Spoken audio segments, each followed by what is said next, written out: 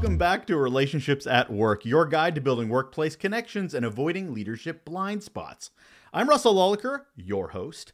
I'm also a communications and leadership expert with a couple of decades of experience in both those areas.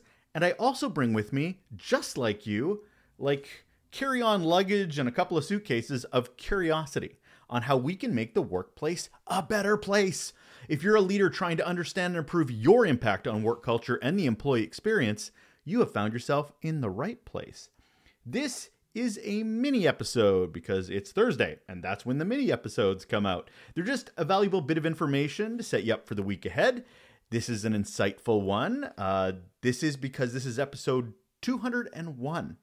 That's right, we have had 200 episodes produced and out to you and under our belts.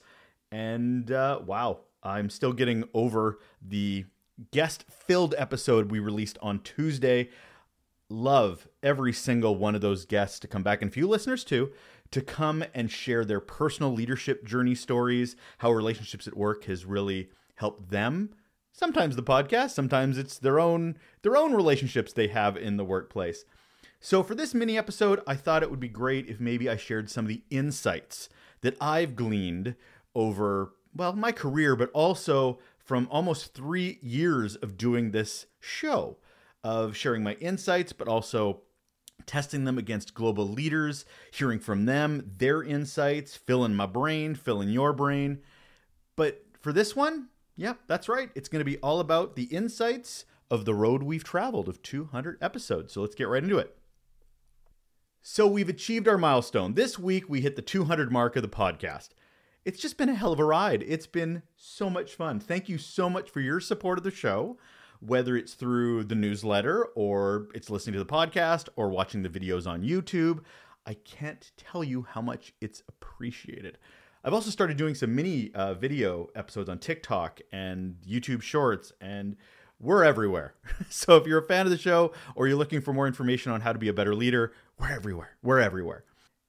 I want to tell you something, though, in all honesty. The show has kind of been a selfish opportunity for me to support my own professional development. I have the absolute pleasure of inviting amazing global experts on leadership impact on the show. And they come, and they're excited too. And I learn from them with you, while crafting my own insights and research along the way. It's just win after win after win. So what have I learned that's really stood out for me in all that time? Well, here's just a few that I wanted to share. There's tons more, but in under 10 minutes, I might have a few to share. First, definitions matter. They really matter.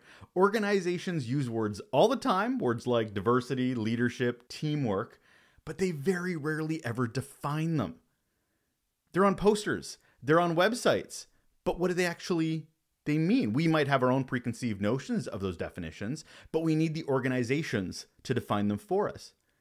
Because if we don't define them, we will all have our own definitions and be singing from different song sheets in that success that we're looking for and trying to figure out what it looks like and feels like. Defining things is not only essential, it's great leadership. Number 2, small daily effort is the connection key. Grand gestures, sure, they're great, but they actually mean nothing without the small moments of connection we can make every day. Whether it's a knowing smile, remembering a birthday, taking the time to really listen to a story from one of our employees, one of our team members, learning about somebody's kid.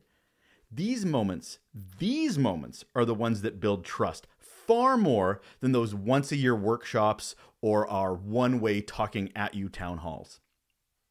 Number 3, leadership foundations. I can't tell you enough how much it's become such a reoccurring theme about what great leaders have in common. Every good to great leader invests in self-awareness, situational awareness, and communication, and then works to improve at every opportunity through reflection and intent.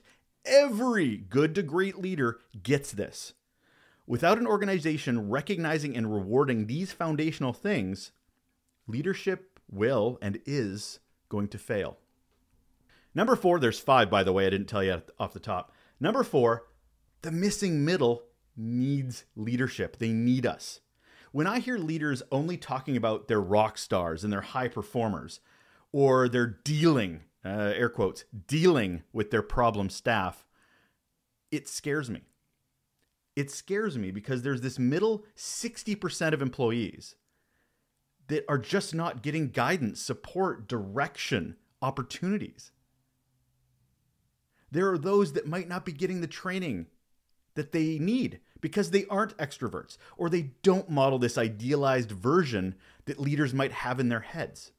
Rock stars don't need leaders, generally. And problems, well, they need management. Real leadership is demonstrated right there in the missing middle.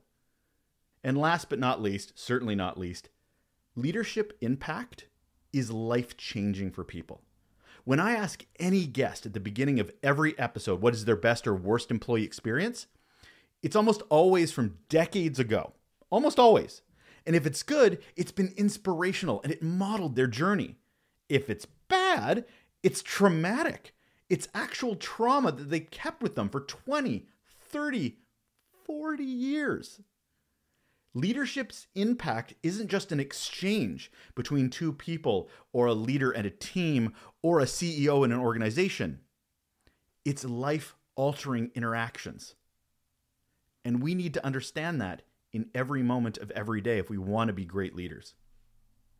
If anything, in 200 episodes, I've been inspired, I've been brokenhearted at the progression of leadership. Some people might want me to be more optimistic. That's great for them, but I'm a realist. I do have aspirations of being an optimist, but I like to understand what the problem actually is so that we can work to solve it. I believe we need to be super honest here and not blind or manipulative with language about the problems leadership has, so we can work to address these problems with intention, impact, and strategy.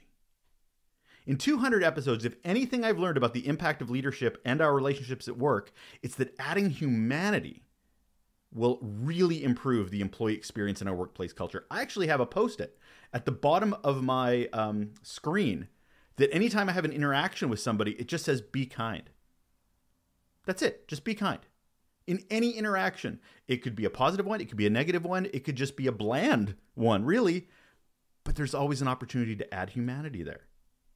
The kindness, the empathy, the compassion, the patience, the curiosity, the care, the connection that we can bring at all levels of an organization, especially at the top, will help create the workplaces we want to join and stay at, and provide the leaders we want to follow. How was that? How was that for those little 5 tidbits from a 200 episode journey that I've been on, you've been on? So thank you. Thank you so much for being here, and I hope those resonated with you and made you think a little differently about the week ahead and maybe some of your approaches with your teams.